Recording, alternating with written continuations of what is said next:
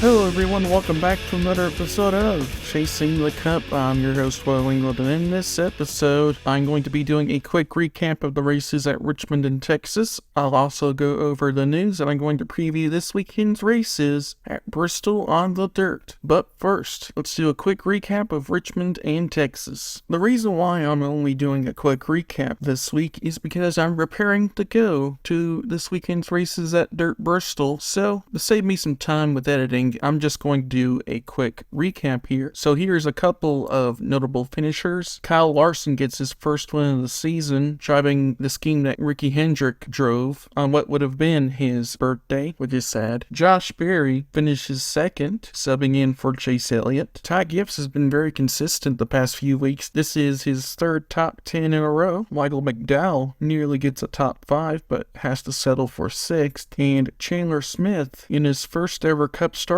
finishes a respectable 17th. Not bad for the young driver, who also got his first win in the Xfinity Series the previous day. So good weekend for him overall. And overall, this was a great race. There was plenty of passing going on and some action, which is quite unusual for modern Richmond races. Usually they're snooze fests, with the leaders spread out by 3 seconds. It was kind of like that during long green flag runs. We're not immune to that, but there was plenty of more action going on than there had been in the past several years. In my opinion, this was probably the best Richmond race since 2016 spring when Carl Edwards moved Kyle Busch. It's been truly a long time, but in my opinion, it does not reach the pinnacle of Richmond, which was back in the early 2000s. But this new package has definitely made it a lot better than even with the Gen 6, probably because this is the least amount of downforce that the Cup cars have had in a long time. And also, the Fox booth was also really solid this week. Larry Mack and Mike Joy do very well with each other, and also Clint Boyer was good as well. Next up for the Xfinity race, Chandler Smith finally breaks through and gets his first career win. Cass Gralla has a good run in 4th. Cole Custer finally snaps out of his bad luck streak and finishes 5th. And Derek Kraus, in his first ever Xfinity start, rounds out the top 10. Very impressive run for him. And this race wasn't as good as the Cup race, but it was still pretty good. Most of the race was basically New Richmond. It was kind of a snoozer, but in the closing laps, it definitely got a little more action-packed, thanks to Jeremy Clements stalling on pit road because his battery wasn't working. And finally, we have the truck race at Texas. Carson Hocevar finally breaks through and gets his first career win. Chase Purdy finishes second. Good run for him. Jake Garcia finishes top 5, and he barely beats out Haley Deegan for that top 5 spot, and she finishes 6th. She ties her best career finish and gets her first top 10 of the season, and with ThorSport. She seems to be finally pulling things together over the past few weeks after her bad start this year at Daytona and Las Vegas. Ryan Barkus finishes 8th. Good run for him. And Mason Massey finishes 11th. Decent run for him in that 33 for the Ray brothers. And man, this was a wreck fest. But I'd say the best NASCAR series that runs in Texas is the Truck Series, in my opinion. And also, there was plenty of action going on. It almost looked like the IndyCar race, and the IndyCar race was spectacular. So in my opinion, I think Texas needs to stop putting resin down for NASCAR. Because in my opinion, the Truck Series was pretty good, despite being a wreckfest, and the IndyCar race was spectacular. And overall, a solid weekend for Richmond, and probably one of the best weekends Texas Motor Speedway has had in a long time. And so with that out of the way, let's get to the news. PPG has renewed its sponsorship of Team Penske's IndyCar and NASCAR teams. Richard Petty and Darrell Waltrip, who were two rivals back when Darrell Waltrip was starting his career, will be the co-grand marshals for the All-Star race. Next up, we have COTA penalties. First with Daniel Suarez, who was fined $50,000 for running into another competitor on pit road following the race. And if you didn't see the video, Daniel Suarez drove like a madman during the cool-off lap. He ran into everyone without a care. He got into his teammate, he got into Alex Bowman. That was just very immature of him, especially since he's been doing this for a long time. He shouldn't have done that. Next up, we have news on the Hendrick penalty. The appeals panel rescinded all of the points, allowing Hendrick Motorsports to have their points back, but the monetary fines and the suspensions still stand. So it'll still be the largest combined fine in NASCAR history, but there will be no points points penalties. Let's just say NASCAR wasn't too happy about that part. They were happy that they were penalized, but they were not happy that they did not get their points taken away. Moose Fraternity has returned to Trackhouse Racing to sponsor Ross Chastain in 4 races. Jonathan Davenport, who will be driving in the Cup Series this weekend for Colic, will be running a truck race with Spire Motorsports, probably in place for Chase Elliott, who did it last year. Dexter Stacy will be driving for MBM Motorsports at Talladega in the 66. Joey Logano will be driving for Thor Sport Racing for the Bristol Dirt Truck Race this weekend. Blue Cross and Blue Shield has joined McDonald's as one of the founding partners for the Chicago Street Course. Big Machine Racing team owner Scott Borchetta was hospitalized last weekend after wrecking in a TA2 race at Road Atlanta. And so that's it for this week's news. Now it's time to preview this weekend's races at Bristol on the dirt. Starting off with the truck race, we have the Weather Guard Truck Race on dirt. The race will be 150 laps and 75 miles, and the race will be on April 8th at 8 p.m. Eastern Time. And so from my pick, I'm going to go with Stuart Friesen. Stuart Friesen last year, being there at the race, he had a really fast truck,